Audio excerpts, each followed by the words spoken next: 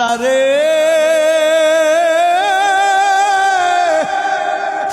এই গুনাহগুলি নিয়া তোমার দরবারে কেমন করে হাজির হব আল্লাহ, বড় ভয় লাগে, অন্তরের ভিতরে বড় ভয় জাগে গো আল্লাহ। তবে আমি একটা কথা জানি আল্লাহ গো, মানুষ যতই গুনাহ করুক না কেন, মানুষের এই গুনার শেষেও তো তোমার রহমত আছে গো আল্লাহ। আল্লাহ আমি শুনেছি মানুষের গুনাহ যতই বড় হোক না কেন আল্লাহ, মানুষের গুনাহ থেকেও নাকি তোমার রহমতের দরিয়া আরো বিশাল। ও গো মালিক, জীবনে তোমার সিজদা দেই না,